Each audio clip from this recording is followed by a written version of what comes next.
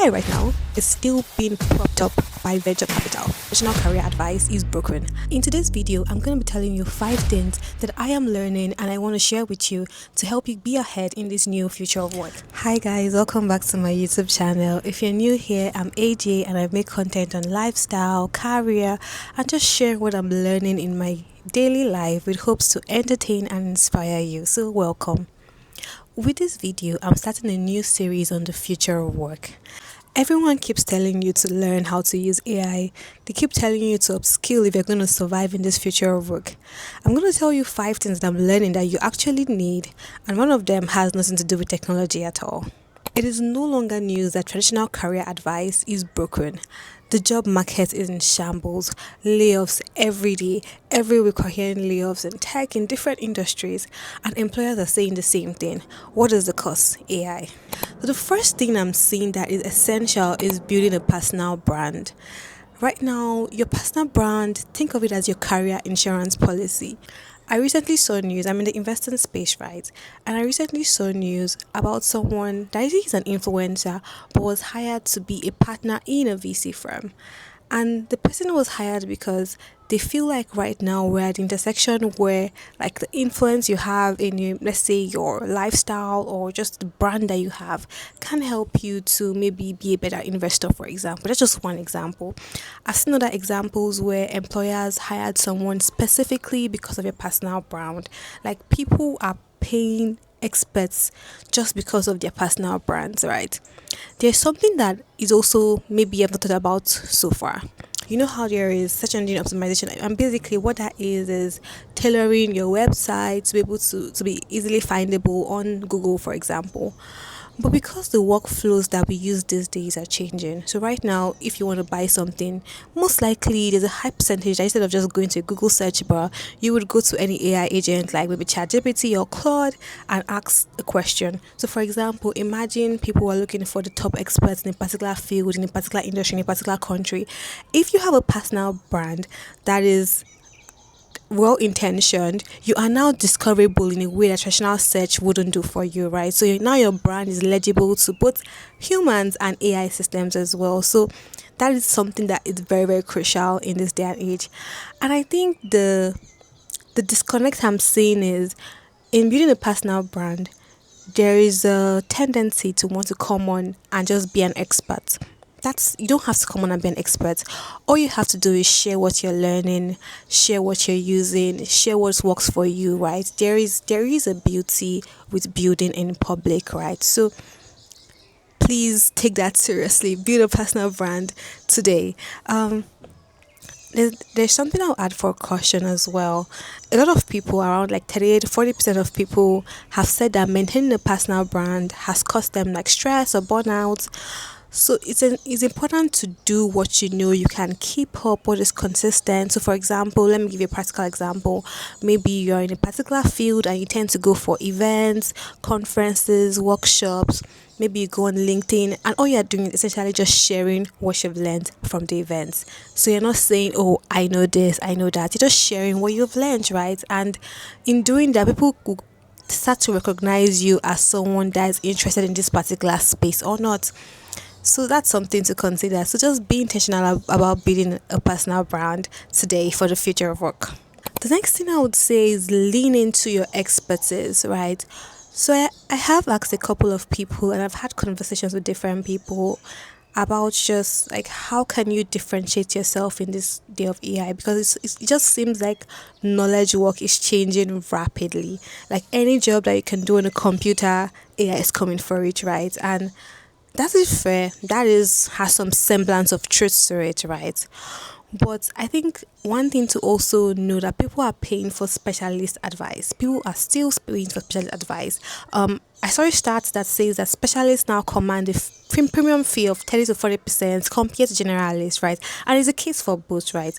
But clients are wanting, specific domain expertise into particular regions, right? So if you're in a particular field, you're in an early career, as much as you can go wide, right? Also make sure you're going deep as well. You want to be able to specialize, lean into your expertise, go deep, and this also ties to the first skill about building your personal brand.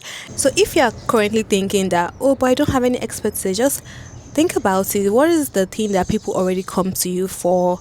Like, leaning on that, double down on that, right? And don't look down on any particular type of work. So the next skill I would talk about is actually more about curiosity. Like, stop watching from the sidelines, get curious, get you don't need to be technical these days to do anything with AI tools, right? So for example, think about in your daily life where you can automate. So for example, we all started with note taking with AI tools, right? So think about Notion, think about how you can plan more effectively with Notion AI. For example, I'll give you a personal example. This is not sponsored, but I use Claude a lot to just help with structuring, framing, right? You want to be able to lean in on what the tools can help you do, but you also don't want to forget how to do those things yourself, right? Employers want their employees to be curious about AI, right? They want them to experiment with it, but also they want them to be effective. They want them to do more with AI tools, right? Not a lot of employers actually giving like formal training because everyone is still figuring it out, right? It's still early, right? So that gap between they want you to use it, they want you to be effective, but they aren't giving you formal training is where you have to take initiative. A lot of things can be learned on the internet these days. Make sure you're tapping into some tools that you can use, right? So this particular skill is related to the previous one, but I did want to separate it to spend a bit more time on it. It's called vibe coding, and if you're in the tech space, you probably would have heard it. But if you're not, let me explain it to you. Essentially, it's just using prompts to describe maybe what you want. Maybe you want to build an app, describe that to an AI tool, and basically it goes and builds the thing for you. That's one skill I'm seeing that could be a differentiator. Being able to describe what you want in details, prompt engineering, that's something that is quite important. A lot of people that are vibe coding these days are non-developers, and that is why about 63%, and that is why I am saying that the barrier is quite low to entry. So people are building a lot of apps just through vibe coding, for example. And again, there is a risk, right? I've seen a lot of research about how because the cost to ship products is quite low now, people are shipping products without doing product market fit. There is that aspect, right? But that's not what we're talking about now. I'm just saying, as an individual, as a creator, as a professional, vibe coding can be helpful for you just to you can use that to leverage, maybe for example building a personal brand. So for example, maybe as you're searching for a new job, do you know you can have a bot that scripts this different websites for you, and based on the criteria you put in the kind of jobs you're looking for, maybe any categories, any filtering, and maybe even gives you a daily digest every day. You can do that all online now, right? So just think about what can make my life better, and I promise you there are probably tools that can do it for you. Now, another thing that is also important with to mention with vibe coding is that it does have its limits, right? So you're not gonna use vibe coding for like maybe launching a fintech startup, right? That needs a lot of like securities and cyber security in it, right? You're gonna use it for maybe experimenting, building personal tools from the start and go from there, right? But just basically learn. That's all I'm trying to say. Learn. The last one is essentially why I made this video. Keep thinking. People aren't thinking anymore, and we have forgotten. We have forgotten how to think. There is a study by MIT that has coined the term called cognitive debt. And what does it mean? Essentially, it's saying that right now we are accumulating long-term cognitive costs. We're not thinking critically, we're not remembering things, we're not being creative in exchange for short-term benefits as speed and efficiency. Like financial debts, the convenience is immediate. When you have a credit card and you can just spend, you get what you want, right? But the interest is coming for you. And the difference between you that is thinking and someone that is not is going to be stuck in the future. So I went to uni when there was no ChatGPT, right? I did do my masters when there was ChatGPT already, but I went to uni when there was no ChatGPT. So I was writing essays with no ChatGPT. I was writing my thesis with no ChatGPT. Everything I had to do was with no ChatGPT or any similar tool, right? when I did my master's, there was ChatGPT already, and I must confess, I used it for coding. It was very instrumental with that. That was great.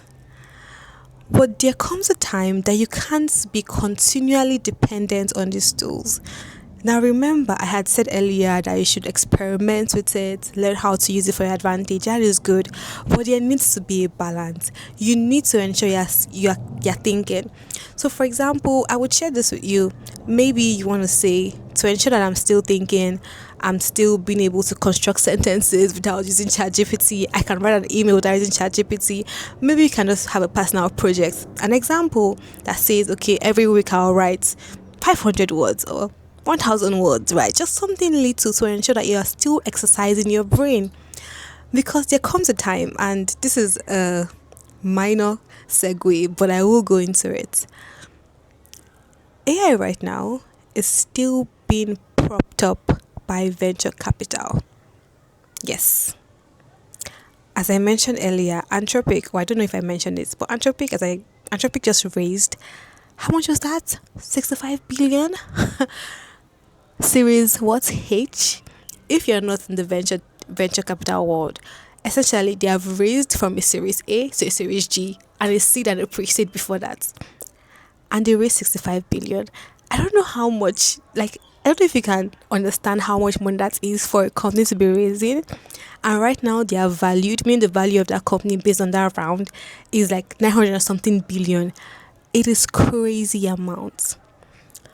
I've also seen research from, not research, I've seen news that some companies have already finished their full year AI spend in the first quarter.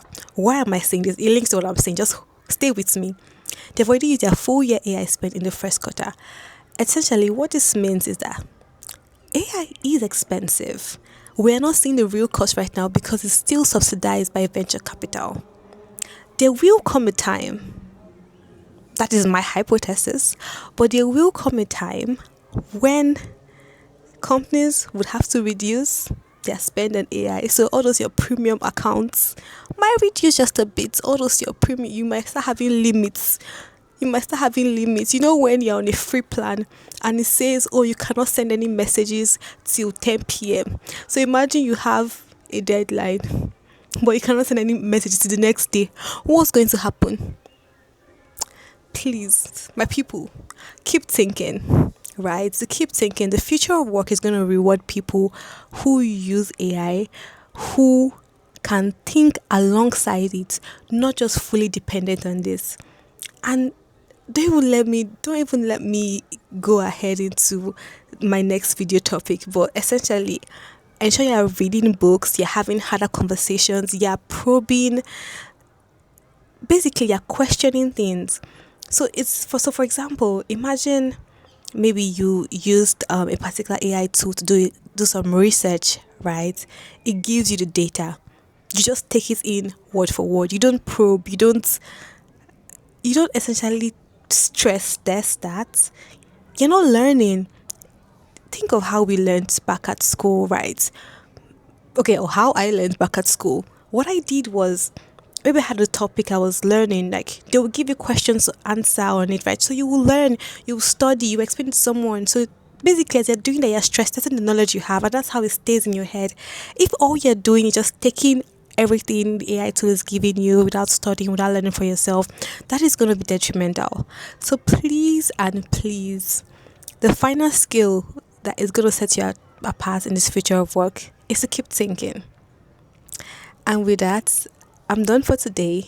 Those are the 5 skills, right? There's something I would say. AI is not going to fully replace your job. It might replace some, but it's not going to replace everything. There's something that's going to replace your job.